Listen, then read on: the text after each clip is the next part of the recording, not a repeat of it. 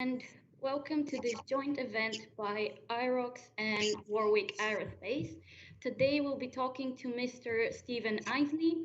Mr. Stephen Eisele serves as the Vice President of Business Strategy at Virgin Orbit. In this role, Mr. Eisele is responsible for the sales and strategies regarding both commercial and international business efforts, thus engaging with the civil, commercial, and the new space small satellite community. His other initiatives within the company include the Virgin Interplanetary Program for satellite missions to journey beyond Leo, Gale, the Moon, Mars, and beyond, and the Virgin Orbit's International Spaceport Architecture endeavor, which focuses on setting up spaceport partnerships around the world, including the UK, Japan, Italy, and more are expected to be announced in the near future. Prior to joining Virgin Orbit, Mr. Eisele took senior and lead positions at Surrey Satellite Technologies US and Space Services Inc. In these positions, he helped grow the business through strategic partnerships and manage multi-million-dollar companies and startups. He has also taken lead marketing positions at X Prize Foundation's Google Lunar Lander Challenge in 2007 and the Excalibur Almas, which is an international space exploration company created to provide routine, affordable access to and from space. Mr. Eisele also has experience managing and researching numerous projects for Fortune 100 aerospace and defense firms, which he obtained while working as a senior analyst for DFI, now Advanced Group in Washington, D.C. Mr. Eisele's career builds upon a Bachelor of Arts degree in International Studies from the Johns Hopkins University and a Master's of Arts degree in International Economics and Strategic Studies from the Johns Hopkins School of Advanced International Studies, where he received the William Foster Award for Sound Scholarship and a record of distinguished service and leadership. He also holds a master's certificate from the International Space University in Space Business. Thank you very much for being with us today. Steve, the floor is yours. Wonderful. Thank you so much for having me. And it's a pleasure to be here with you all today. I know despite COVID, I wish I could be there in person. I love interacting with people and really engaging, both on discussion level. So it's a little unorthodox for me to have to, do this via camera and show you some pretty pictures and slides. But nonetheless, I really hope that if you have any questions, please put them in and I will look to really engage as much as I can over this medium. So thank you so much for that introduction. As it was mentioned, so I head up the business and strategy at Virgin Orbit. We're a Virgin company that is doing some pretty exciting things. And what I'd like to do today really is take you a little bit on a journey about Virgin Orbit and tell you about our successful mission that we recently accomplished. But I don't want to make it so much an advertisement for Virgin. I'm really hoping to provide more color about kind of the industry as well, talk a little bit about the business, things that maybe some of the students out there would be interested in. And then the second half hour, talk a little bit about, in particular, take your questions and so forth. And if you can't see me, I apologize. I've got my screen up, but I will take that down at least for the second half so we can be a little bit more interactive. So why don't I kick it off? Virgin Orbit is you see the taglines there. That's all marketing. But really what we're doing is being a gateway to space. So we want to be your transportation system that can basically deliver satellites, payloads to space in an affordable and unique manner. But obviously, as you can see from this picture, we're a little different than that. So we will get into what makes us different and why we kind of chose this path versus some of the traditional ground launch vehicles. So I kind of touched on this earlier, but what I want to do is I'll just start with a short overview of Virgin Orbit so you get a little context. Then I will talk about our Launch Demo 2 mission, which was our first successful orbital launch. And I'll provide you a little bit behind the scenes of what happened there, because that was a nail biter. And then I'd like to go into the business case for space. And really, I didn't know what to call this other than, how do we close business cases? What market trends are we seeing? What's happening in the market, especially where maybe you may want to, ramp on board, because it is a really exciting time for space. And then for the second half hour, we'll take questions, and please, send in your questions as this is ongoing or going as we go forward. All right, so where did we start? Certainly, if you guys recognize this fellow here, Sir Richard Branson. Richard, of course, is the father of the Virgin Group, and he, about 15 years ago, said, you know, he's an adventurer, let's start some space companies. Many of you may be familiar with Virgin Galactic. That is a human space tourism company that will be sending space, you know, any of us, I think, in our lifetime will be able to go for affordable rides to space. And then he set up another company a little over 3 years ago in 2017 called Virgin Orbit. And Virgin Orbit is a air launch vehicle system that you see depicted here, and it uses a Boeing 747-400 to be able to deliver payloads to orbit. So what you're looking at is our Launcher One system. This consists of three main points. You've got a big plane, obviously, that's the 747. The plane was completely gutted, retrofitted. Some of the tanks were moved over a little bit in order to accommodate the rocket that you see latched onto the left side of the wing. We had to build a pylon, which is, you can kind of get the tip of it. It's that red, it's like a red shield there, but it's housing basically a mechanical structure that has three hooks that holds the rocket onto the left wing of the plane. One fun fact about 747s, there is a carry position for fifth engines. You'll notice there's 4 engines, 2 on each wing. You could ferry a fifth engine basically to and fro to airports in order to you know, conduct maintenance and routine or bring a spare engine basically to an airport. And so we were able to leverage that was already built in and reinforced to hold the rocket. Then you see, of course, the Launcher One rocket. So that rocket is a 2-stage rocket, and it is a liquid propelled rocket.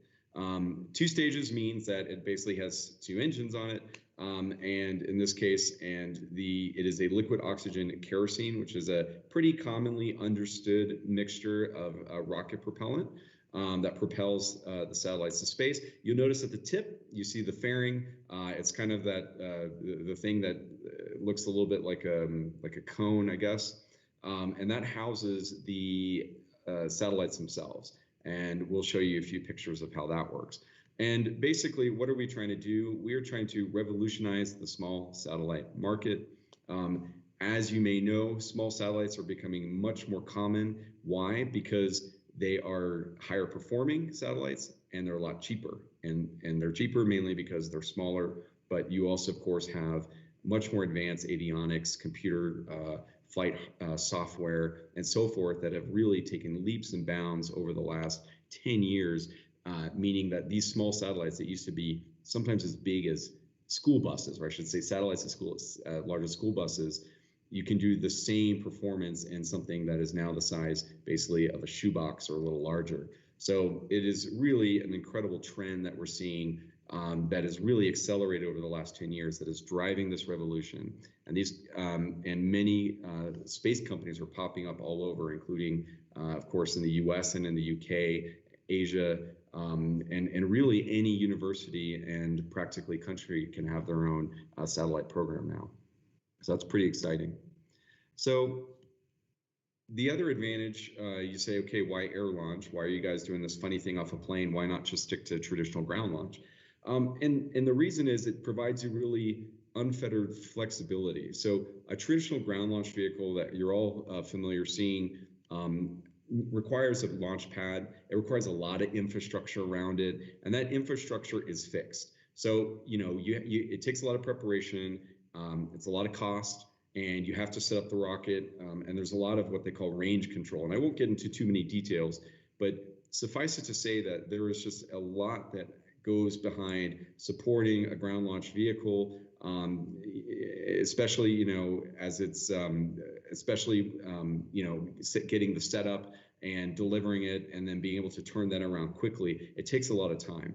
So what Virgin Orbit and Richard Branson thought was, how do we get a mobile air launch system that can really be a lot more flexible, take off from practically any runway that can accommodate a plane, doesn't have the same fixed ground launch requirements, could launch from, you know, basically any spaceport. So now you're creating local ecosystems, you're creating spacefaring nations, and a huge part of the small satellite revolution is being able to dictate and control when you go, where you go, and the cadence of that.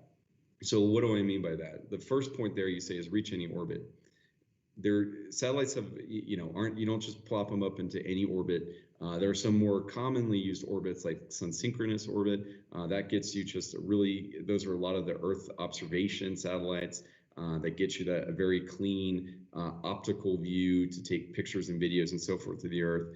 And then you have inclined orbits that basically allow for different types of, let's call them, you can focus on different parts of the world, like equatorial, so going to 0 degrees versus sun-synchronous, which is at 97.8 degrees roughly.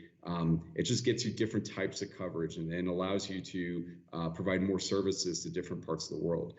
If you are a fixed launch system, you are more restricted to which orbits you can deliver the satellites to. Typically, it's based on the latitude or higher that you're launching from. So if you're launching from, 37 degrees, like out of Florida, then you can only conduct missions 37 degrees or higher. And you're also getting more and more performance constrained. With an air launch system, we can fly out of basically any spaceport or airport around the world, lower inclination, higher inclination, and so forth. That gives you new touch points. So that's a key element to this. The second point, assured access. If you need to turn things around quickly, then you need a system that you can mobilize and that you can integrate in a very short time frame. And so we have developed a system that you can basically do a launch in under 24 hours or less, which is pretty incredible if you consider how far we've come. Many companies started with doing one launch a year and sticking to a cadence like that, and now being able to conduct launches basically back-to-back days will be a game changer.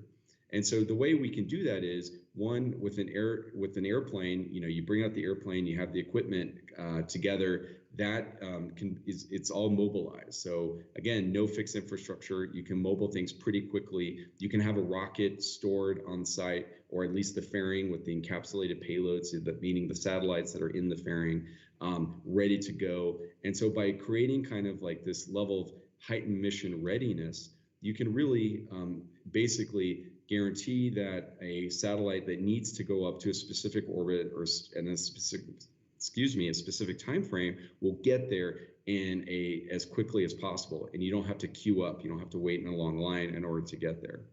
And so when you start looking at it in terms of the flexibility and the mobility, accessing any orbit, and then of course the rockets are smaller, so you can turn them out of the factory a lot quicker.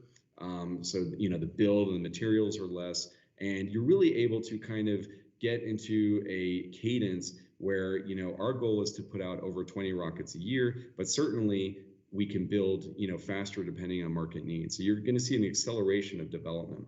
And then finally, one interesting factoid is you could create spacefaring nations. I mean, as you know, right now there's only a few countries that really can have access to space: Russia, China, India, the United States. Europe through France, using the Ariane system that launches out of South America, for example. But with an air launch system, we basically can bring launch to you. And so the idea and the philosophy behind that is, okay, if the business case, if you're a country and you want to operate and launch your own constellation, having to ship it to another country where they are handling your satellite, they may control your schedule, et cetera, et cetera.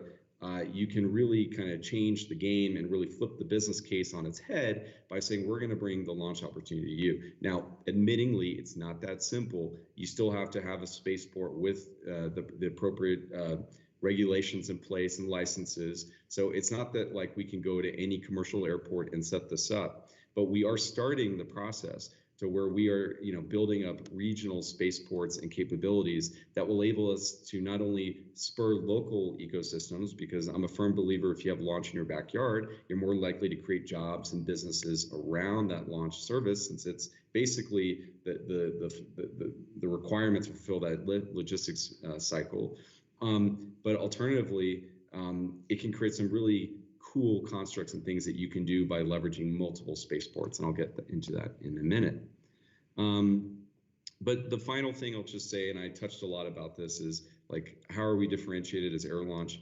So the mobility is really the key above everything else. And that allows us to be a lot more responsive, which means that we can turn around a launch or get a satellite to orbit in a much quicker fashion. So that is pretty cool. Being a dedicated mission, what does that mean? If you're a small satellite and you need to get to the orbit on your schedule or populate a constellation on your schedule, then you want your own launch vehicle that you can control. If you have to ride on a larger vehicle, what we call a rideshare program, then you are basically like, it's like buying a ticket on a bus. So you will go to where that bus stops. And if that's not your home, or if you don't live nearby, you have to basically drift and move your satellite into the correct orbit. And that can take time and money. And as you are, I'm sure, learning in school and elsewhere in businesses, that equally has an impact on your business case. So you want to be able to deliver these assets in a timely fashion and not have it take many months or even longer to get into the correct parking orbit. And then, there's of course commercial applications. So we're targeting the commercial market. That is a lot of the new space, the garage shop satellite companies, some of the more traditional larger companies that have been around a while, that are looking at different business elements of putting satellites in space. And in the discussion, we'll talk a little bit about what those business elements are. And then, of course, there's this, what I call the civil government market. So that's like the NASAs, the ESAs of the world. They tend to have stricter requirements because they are government run, but nonetheless, they'll tend to do more earth science missions, deep space missions. It's not so much about making a profit, it's more about doing science and exploration. And then, of course, you have the national security element, and the national security is looking at, protecting and defending, of course, the livelihood of the citizens. Many of you probably know that anti-satellite technology, so jamming satellites or interfering, even in a worse way, is a potential national security threat. And the reason why that is, of course, critical is because the more and more of these satellite assets that are being used and put into space, the more reliant we become on those assets. I mean, we already see, like, we see in California with rolling blackouts and on the energy side, or in Texas. I mean, the more you're interlocked in a grid, the more like the further you fall if something happens. And as you can imagine, I mean, much of our banking system is dependent on satellite communications. I mean, of course, your cell phones, navigation, more and more industries like agriculture, maritime, depend on satellite technology to be able to track logistically their assets, or evaluate topography and land to see if there is soil erosion or droughts or things like that. And as you become more dependent on those things, of course, you have to protect those assets, because taking them out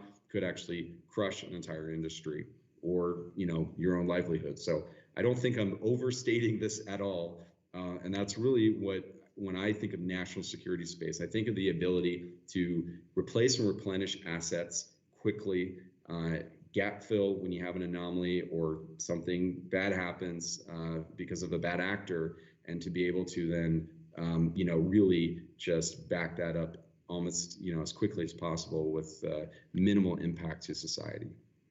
Okay, so the final kind of part of the overview really then is, like, when I said launch from everywhere, it's okay, what is everywhere? Well, there are a few requirements.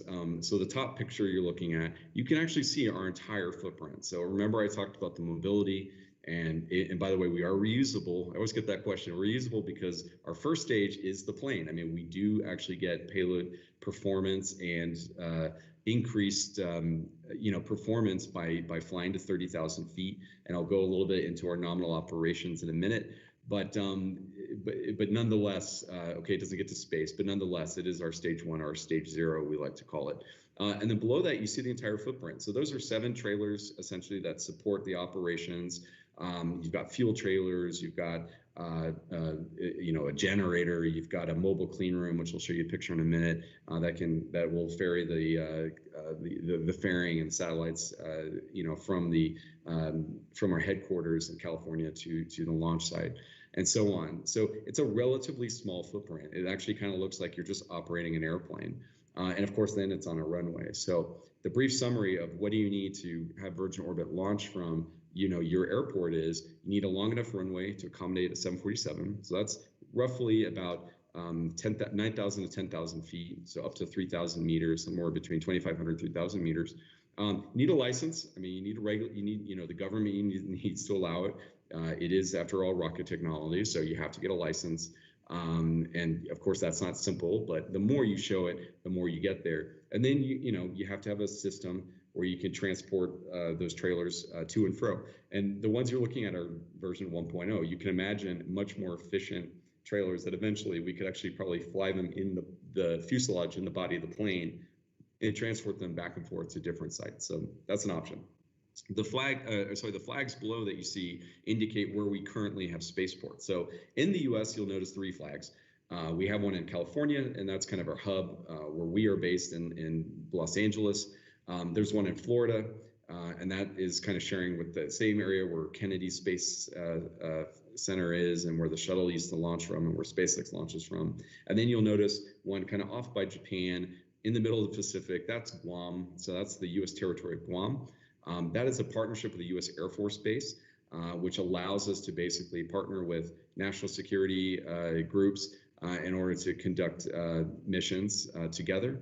And that just has a whole nother level of classification. Sometimes it's classified stuff. So it's easier to be able to do that kind of in concert.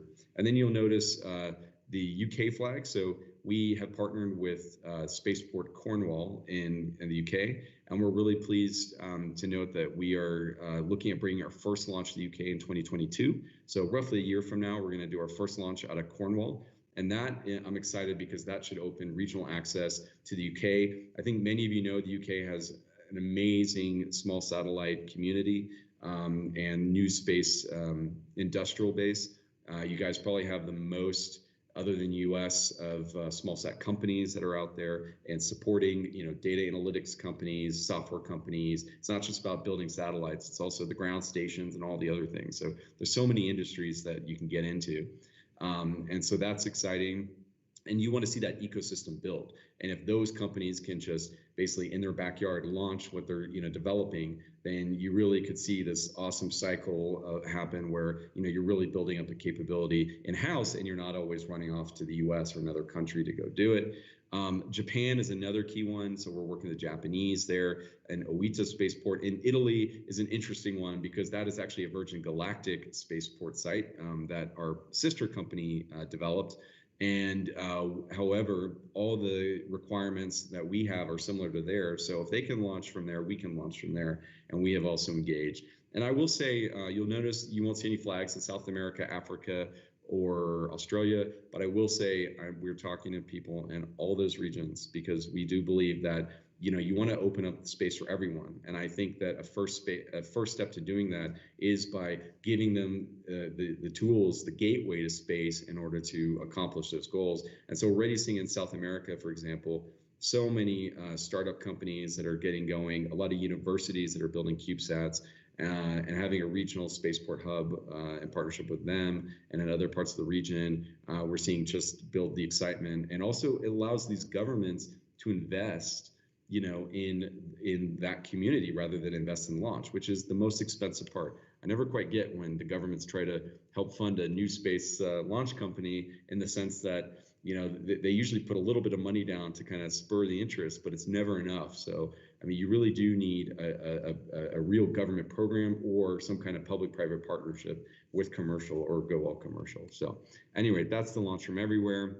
And then when you start putting this together, you say, okay, what kind of missions can you do even on a small launcher like Virgin Orbit? So I mentioned a little bit some of the defense, which is really about deterrence. I mean, more than anything. So it's about protecting the assets that you have and commercial assets, especially. We see the future being, it is going to be 80% of small satellites are projected to be part of a constellation.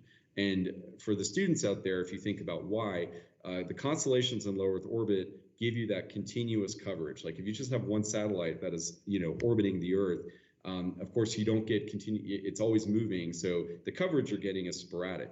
If you put 5, 6, 20, 100 satellites together or more, then you basically can essentially maintain sort of a constant revisit where the satellite is going over the same areas much quicker, so only maybe 15 minutes apart, 10 minutes apart, 30 minutes apart, and that gives you more continuous coverage. You'll notice you'll notice Mars, and Mars is so hot right now, so I have to talk about Mars. So Virgin Orbit is also looking at conducting small satellite missions to Mars. We would add a third stage, what we call a highly energetic third stage. Why a third stage? Because the two don't give us enough, frankly, performance to be able to put meaningful payload to the moon or Mars or Venus or another planet. So you add a third stage, and that gives you that extra kick to get out of the Earth's gravitational force basically and towards another planet. And you say, okay, so what does a small satellite to Mars get you, or to the moon? It's really important. The small launch industry and the small satellite industry keeps costs low and allows us to do like prospecting, demo missions, pathfinder missions, so that you can determine, like, before you start spending the billions and billions of pounds or euros or dollars on a giant mission, it really helps us kind of figure out, okay, what are the landing sites? Can we set up a small communications network, around said planet? Can we get a little bit more scientific data? Can we do a little exploration? And so for much lower cost, you can start thinking about small missions that you can do, but meaningful missions, so that you can really get some awesome data back and then follow that up with much larger opportunities. And in the US, we have the Artemis program, which is really about exploring the moon. And these are multi-billion dollar programs, and I've been around long enough to remember that in the 2000s we had a similar moon program, and a lot of that gets started and stopped, and it, frankly, in my opinion, oftentimes wastes a lot of taxpayer dollars. So I think small missions can really help kind of clearly define, what are the objectives, getting on board, in a lower risk way to kind of ramp up to that big program, which we all need. But at the same time, you're not necessarily just guessing or doing a lot of guesswork at what you need and then realizing it's not a good program and then canceling it, which seems to happen a lot. And then, of course, so then on this map, you kind of just get an idea of where, how sort of these things come together. Now, if you imagine this map and the one I showed previously, where you have the different spaceports, the other advantage of having kind of an international network of spaceports is that you can actually conduct simultaneous missions. So if you're from one launch site, it doesn't matter if you're horizontal or vertical, you have to be able to, to get the constellations up. They may need to still phase out a little bit and be separated somewhat. And that can take time, right? Because it's just the nature of where you started from, like the orbit that you started out of. If you launch from multiple spaceports, then you actually get the satellites in at different basically planes simultaneously, or even or altitudes and orbits, which can then help you populate like the full spectrum of your constellation a lot sooner, where they don't need to maybe they need to drift or phase into the right parking orbit. You basically direct inject them all exactly where they want to go, and because you're doing it from different parts of the Earth, you get the time advantage essentially, where you don't have to wait till a certain LTAN in order for them to get situated. So there's a lot of cool things that these spaceport networks do, and I'm happy to talk more about that business case. And so very briefly, if you think about, okay, now that we've sort of established that you're mobile, that you're going to do all these cool things, how do you do that from a business perspective? And this is getting a little bit into the business case. So the business case, it's all about keeping costs down low, keeping your factory, as basically automated as possible, what they call additive manufacturing. You really need to have, we have 3D printers, we have an additive and subtractive machine, which allows you basically to combine different metals in the same machine. It's a really advanced type of 3D printing. We have basically like an assembly line, I mean, you kind of see that in the second picture at the top. So those are some images of our factory in Long Beach. And you see like all these cool stages and things, and that's all, they're not just scattered, they're like parts in a garage, it's definitely an assembly line. And so being able to kick out, 20 or 30 or 60 launches in a year just requires a lot of precision activity. So a lot of investment went into that factory flow. On the top right, you see our payload trailer, and I'll show you a picture of the inside. That's a mobile clean room. So a clean room is basically where you assemble your satellites, where you can integrate the payloads and so forth. So again, nobody else has a mobile clean room, but we were like, we need this because one, the spaceport network, and also it just gives another advantage. It gives the customers an opportunity to also even, if they have to turn on something on the satellite, we can still open the fairing a little bit, even on the site directly. So again, we're just thinking about how we can turn things around quickly and efficiently. All right, and then the other stuff we kind of touched on, so I won't go through that. Here's just a cool picture of our payload integration. So that's our payload processing facility in Long Beach, California. And then you see that mobile clean room at the top. And at the bottom, you can actually see the inside of the clean room. So you get there's a small crane. The fairing is positioned in there. And that is what we call ISO 8 or 100K class clean room. So it keeps up the standards of cleanliness you have. You don't want dust and dirt and stuff getting in the satellite, of course. The satellites are very delicate. And so protecting them is obviously critical. So those are just some more fun pictures. Okay, so let's talk now briefly about our actual launch. So we've been around now for about 4 years, but the idea for Virgin Orbit happened even longer. This picture is my favorite of all time because it really does mark, I think, the start and the transition of the company. And we can talk in the second half a little bit about what does it take to go from a startup to a really operational and profit-making company? Because I think it's hard. It really is. It's a difficult challenge. And so leading up to this, we had one mission, launch attempt, you may know, which didn't succeed. But I will say, sometimes you have to, you have to fail to succeed. And in space, you sometimes have to try and try again. And even if one mission didn't make it to orbit, it's not a complete failure. We learned so much from that operationally, how to fly it, it ignited. We learned a lot about the aerodynamics. So it was a failure, but it was still a major victory in our book. We learned so much from it that by the second launch, we had what we call basically a flawless launch. And I mean flawless, I'd be nitpicking to say that something went wrong because everything from the day of was just, a beautiful event. It was a crystal clear day. The way it works is, if you guys can imagine that runway, the plane takes off with the rocket, of course, underneath, and then we do what's called a captive carry flight. So when the rocket's attached to the plane, that's captive carry. So we fly for about 30 minutes. We go across the ocean. In this case, when we're in Los Angeles, we fly over an island called Catalina, and we conduct that drop. So you see at the top left, the plane does like a 30-degree pull-up maneuver and banks off, drops the rocket, and then the rocket drops for about 4.8 seconds, which you see at the top right, and that is the first stage burn, which goes for about 180 seconds. And that's what really gets you out of the atmosphere. And we don't go straight up the way the vertical guys do. We kind of go at a horizontal upward attack angle. So as this horizontal angle goes, you basically sort of follow the curvature of the Earth. And instead of just kind of, going like a ballistic trajectory back around, you basically escape the atmosphere and go into space. So that's kind of the methodology. And then the bottom left, you see the first stage separating, and that's when the second stage then fires. So the second stage only fires in space. It's a much smaller engine, but you get obviously so much more thrust and capability out of it because you're in space. You're not fighting gravity the way you are, with the first stage, and that burn can go for 6 minutes, but you light it and you relight it, so you can start and stop it a little bit, and that really allows you to park the final satellites into their final orbit. And you see there on the bottom right, the fairing is unsheathed, and you can actually see the satellites and their dispensers displayed, for all glory, in all its glory. It's not the prettiest, satellites aren't the prettiest, but certainly the shot with the Earth in the background is amazing. And that was such an exciting day. And it was so flawless that at one point I overheard on the radio, some of the engineers said, wait a minute, okay, wait, so the second stage is, burning, and now the satellites have to deploy. And I think somebody said, wait, who does it go to next? And obviously these things get handed off. But it was sort of a funny moment because it was like in that moment, it was a little bit of shock and awe, like, wow, we did it. And now, this mission, now we have to do what we're here for, which is deliver for the customers. And we did. And we got all the satellites into the perfect, orbit and, to the 100th of the inclination requirement.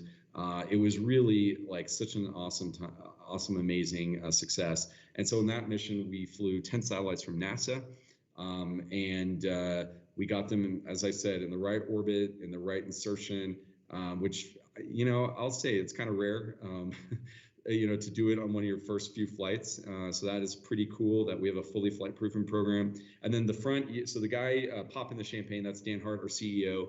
And the two folks on the bottom, you see Kelly Latimer on the right. She is the chief pilot. So she flew that Boeing. She did that pull-up maneuver. And she has an amazing pedigree coming out of the Air Force and also flying, for NASA and others. So pretty cool. And you see kind of the team that was on the plane, or about 5 of them actually active on the plane that got to go through that. So pretty awesome. I'll show you the picture one more time, just because it's so beautiful. See that image in space, and then you see our little mission patch up there, Launcher One NASA Venture Class, and it's proudly displayed up in Long Beach in our factory. So this is just some of the fun marketing that came out of it. And so I want to transition a little bit and talk a little bit more about the business case for space. That's where we started in March 2017, and you can kind of see the shell of the rocket there. And I like this montage because it kind of gives you a little bit of it kind of is an appropriate timeline for how we sort of evolved over the last 4 years.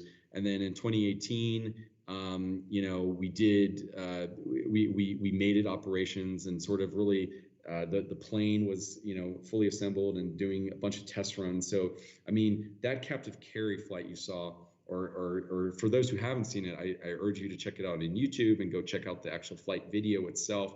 But that is that was years of practice, frankly, to get all of that right, just right.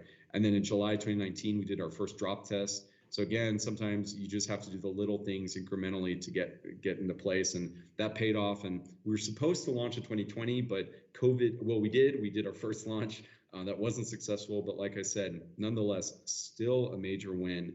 And then this launch that was successful, launch demo 2, was supposed to have gone in December 2021. Sorry, don't know what year. This is what happens when you're in COVID times. You don't know anymore what's up or down, what year we're in. Sorry, end of 2020, and it was, but because of COVID, we actually delayed it 4 weeks, and then we had our launch in 21, and that's where you kind of saw the flawless, launch.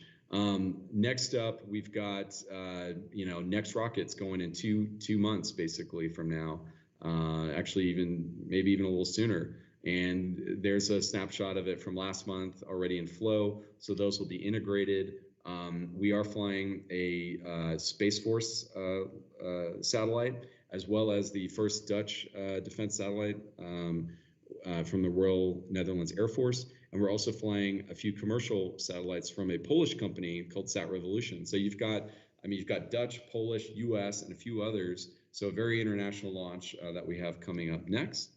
And yeah, it's a business. So the business case for space. A lot of you students, I'm sure, out there are wondering, okay, where do I go? How can I ramp on? How can I get involved? The bottom line is that you guys are in a really exciting period for this industry. The wave of the new space economy has not crested yet. So it is still building, it's still building momentum, and it's getting larger. And there's so many opportunities to get involved. And look at me, I didn't have any formal engineering training. I did business and economics in school. So you can come from all walks of life. Whether you're a business, we have artists on board that contribute to the brand. We have, of course, a legal department. We have lawyers that get engaged and more specialized in space law.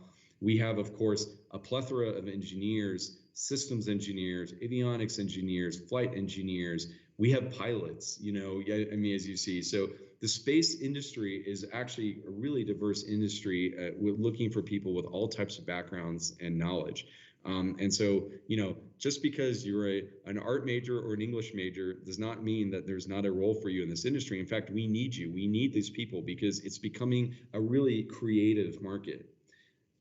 The space market, I would say, is more like a tech industry now than it is like the old space that maybe a lot of you were familiar with or have in your head, at least the ones I have in my head. used to be all about the governments running things and controlling the missions. The missions, they weren't commercial, they were barely, yes, satellites were being put up in orbit mainly for communications, right, for the cell phone companies and things like that. But what's happening now is like the tech boom of, from the 80s and 90s, you're having all these startups. I mean, I think I had a 17-year-old buy a launch from us, build a satellite and actually buy a launch.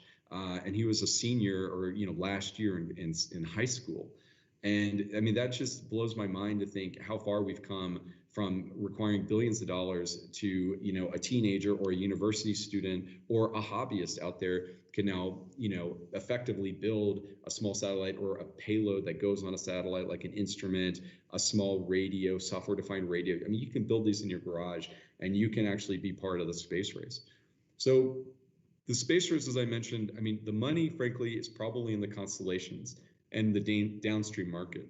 What does that mean? The constellations, again, in low Earth orbit, you need lots of satellites to be able to provide the continuous coverage. If I'm a farmer and I want to get data down from space, because that data is telling me one kind of like if there's any soil erosion, how have the winds impacted maybe my crops? It can give you an indication of droughts, flooding, floodplains on farms, or even in cities or developing countries in particular, threaten agriculture, but also threaten livelihood, foundational structures, right?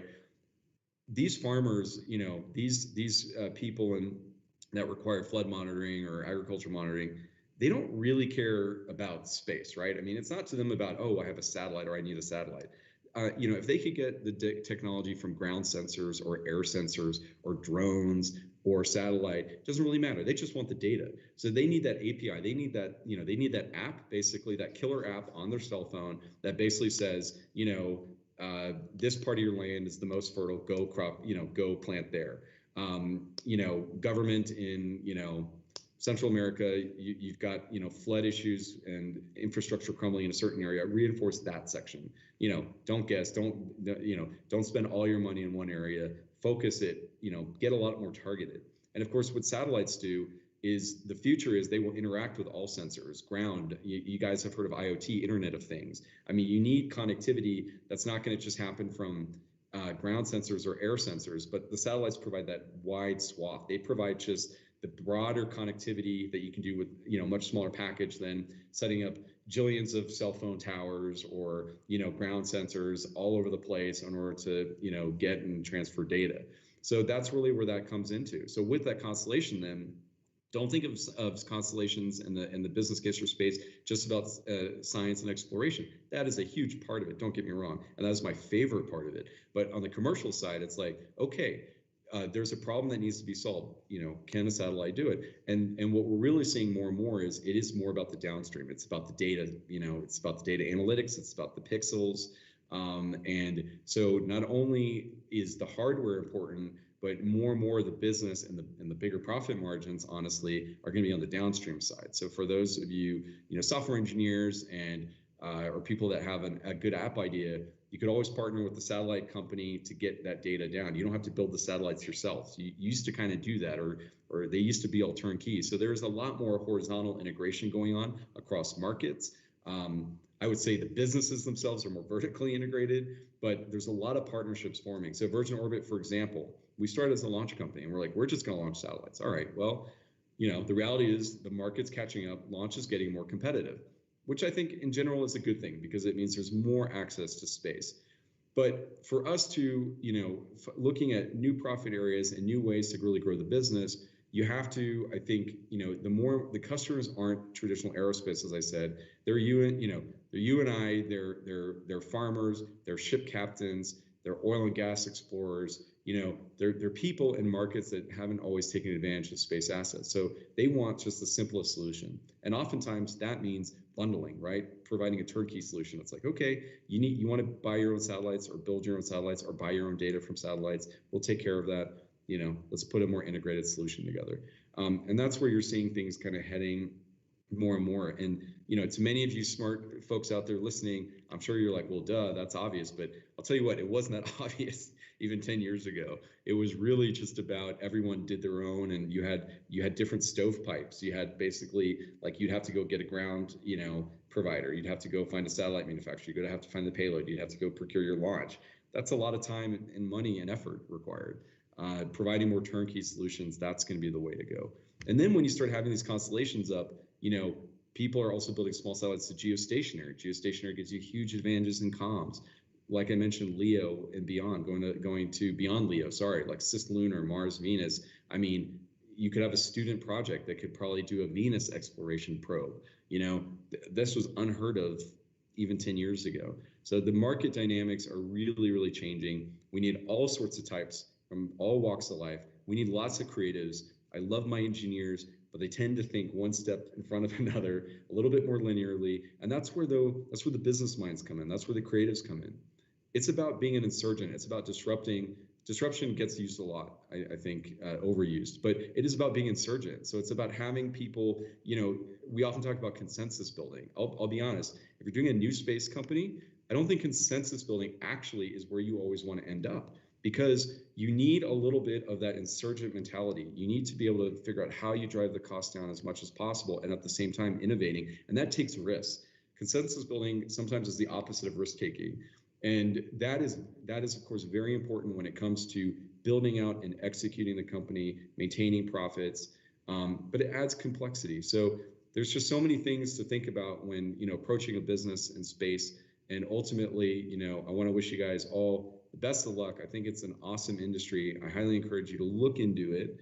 I hope our story gave you a little bit more color in terms of what it could be like to work for a space company and some of the things we think about.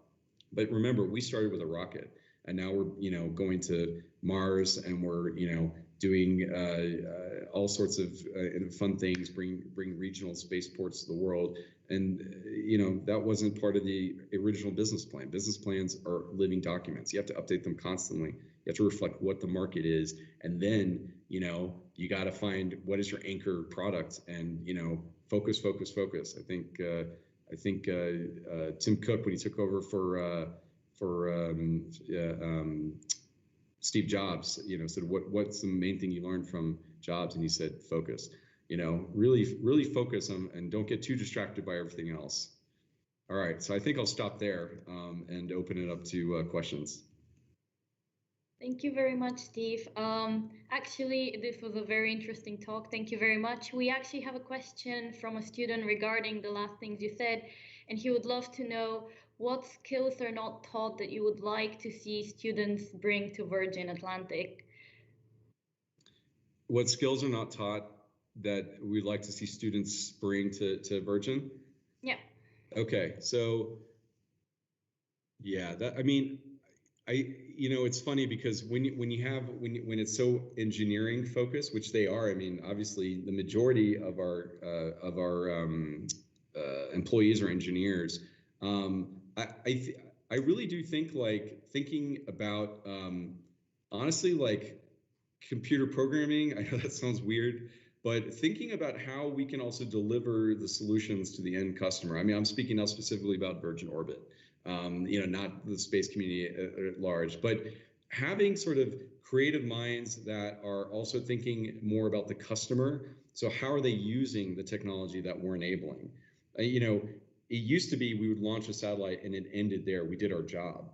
But I think now, thinking the next step, and so everyone we have is on that front end, building rockets, launching rockets. We make sure that the satellites get to the orbit, and then we sort of pass it on to the satellite manufacturer. But I think if we can reverse engineer a few steps even further, thinking about, because if I can think about the person that's making the app, for the farmer or the ship captain, then I'm actually, I think, able to stay ahead of the trends a little bit better, figuring out, like, how are they reacting to this? Is this data that's needed? Because even if I'm not putting up that satellite constellation, it also gives me better insight of how well are they working? Are they actually meeting a market need? So I think, like, understanding the entire market, that's in a sense a skill set that is, I think, more welcome as well. Like, people that have that research and analytical skills, as well as, honestly, I like computer programming. Like, think of ways that we can just be more clever in terms of how we deliver our solutions on the customer experience side, even. And customer experience, actually, that's help we need with as well. Because Virgin is always about disrupting industries like the airlines, make it more fun, bring in the mood lighting, have better meals, God forbid. Airline food doesn't always have to be bad. Make the experience better. That we want to do that with Virgin Orbit, and we're transitioning into that phase as well. Thank you for this response and for your talk, which was very motivating. Someone asks, will you eventually need to expand to a small fleet of carrier aircrafts and several copies of ground facilities to cope with predicted market growth? And also, is there an interest in delivering small sat to the geo orbit? Yeah, excellent questions. Whoever asked that, I owe you a beer if you're of age. At least you have to be 21 in the U.S. Very good question. So the fleet of planes. So we have one plane currently, as our savvy questioner pointed out. We will, yes, absolutely. We will have multiple planes in order to serve those markets, but obviously we need some redundancy. We need a backup plane if this one has to be serviced. That's just good practices, anyways. Luckily, a bunch of Boeing 747s are no longer being built. They're actually coming out of commission. So there are quite a few used 747s out there that we can get for lower cost. I mean, we don't need a brand new one. We can get a used one.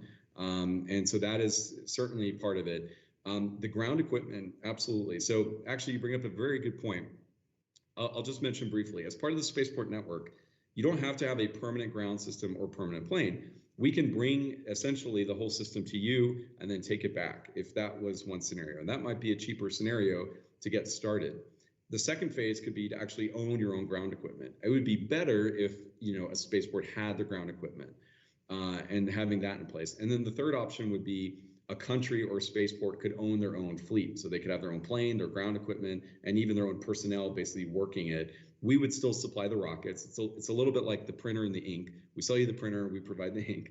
But at the end of the day, though, it stays a very collaborative process. So absolutely, we need more planes, and we will scale that with the market. We need more ground equipment to support that, probably one for each plane, although not entirely. You could share some. And then doing small satellites to geo. Yes, so good question. Again, with the third stage, like enabling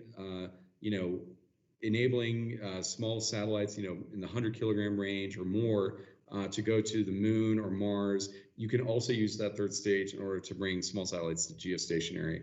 And that is an important one, orbit for a lot of people and entities. Thank you. Two questions from another student who wants to know if you can talk a bit about why you chose this specific plane. And another question from him is whether you're also thinking about the fact that this enabling of the technology will lead to many satellites going up there. And then are you thinking about how to get them down in the end of their life, or what you're going to do with overcrowded space? All right, I owe another beer. Great questions. So why the 747? Honestly, some of you may know that there was another air launch system that started decades ago, I think, probably in the 80s, shoot, I can't remember, 80s, 90s. And they used an L-1011, and that is an old plane that there's only like one or two in the world. And so maintenance costs are really expensive. A 747 is a very common aircraft. And so if you think about maintaining the fleet, and you have to think about like spare parts. If a spare part's really rare, hard to come by, that costs you money, right? If they're abundant and they're cheap, then you can maintain things at a much more affordable cost. So that was one big reason. The other is, it's the queen of the skies. It's a large plane. The bigger the plane, the more payload we can bring to space. And so that was a big factor in the decision. You may know that we looked at the White Knight, which is what carries the Virgin Galactic's Spaceship Two to about 50,000 feet before deploying it. We looked at using the White Knight plane for the rocket, but it just isn't big enough to carry a meaningful payload. So that's why we use the 747. let's see, the second question I think was about cluttering of satellites and then being able to return them. So there is an industry, and it's another market that we didn't actually touch on, which is the orbital debris, let's call it space industry. And, you know, honestly, 10 years ago, if you said orbital debris or orbital debris removal, people kind of laughed at that. And there was like a laugh factor because one, it seemed too sci-fi, and two, it didn't seem like it would be a problem. Well, absolutely, this could be a problem. Now, a few things though, I will say there is some natural housekeeping. So the majority of these small satellite constellations and things are going to be in low Earth orbit, you know, below 500 kilometers or at least below 600 kilometers, which gives, you know, which makes they will have a natural return and burn up in the atmosphere, like, you know, before anything happens. So there will be some normal deorbiting processes that'll happen that will take care of part of the problem. Okay. And that'll happen naturally. And there are rules and regulations regarding that. So there's limits for how long a satellite can be in orbit. And we're seeing more and more things like standards, like you may have to have a sail, like a drag chute sail that would get deployed at the end of life to drag it down, or you have to save some fuel. You can't use up all your fuel, that you have to use it to deorbit your satellite. So there are some regulations and requirements that will help self-deorbit things. But there will be cases where satellites run out of fuel or they don't work properly. Maybe they collide and you create more debris, and you will want to have what they call active debris removal, an ADR system, which would be like a satellite. Frankly, it's a satellite robot with robot arms that will latch on to debris and then deorbit it. Or there's some other concepts out there that look at large nets and things like that to catch them. Nonetheless, that's not an easy one to solve, but there are companies that are doing it, and we are partnered with those companies. So we are looking at, in fact, delivering these orbital debris removal satellites to space. We are also basically taking a pledge, as part of our second stage, to deorbit that much sooner than is required, because there are rocket stages that are also, your second stage. A third stage is not, if it's staying in orbit, doesn't deorbit right away. So, we're pledging to do that much sooner than a lot of our competitors. And so I do think it takes a combination of actively, taking responsibility for the space environment, as well as finding technology that can help, remove, mitigate, deorbit these things. So that might be actually a skill set to the previous question that we could also use at Virgin Orbit. We need smart people that can figure out how to help solve that problem. Thank you. We've got another question from Dr. Peter Shaw. With new space kicking off, should private new space companies be investing in education rather than leaving it to government funding? Excellent question. So I do think, there's so many benefits for the commercial sector to partner with universities. And in fact, Virgin does that as well. We look at strategic partnerships, a lot of reasons, obviously. I mean, the benefits, I think everyone knows.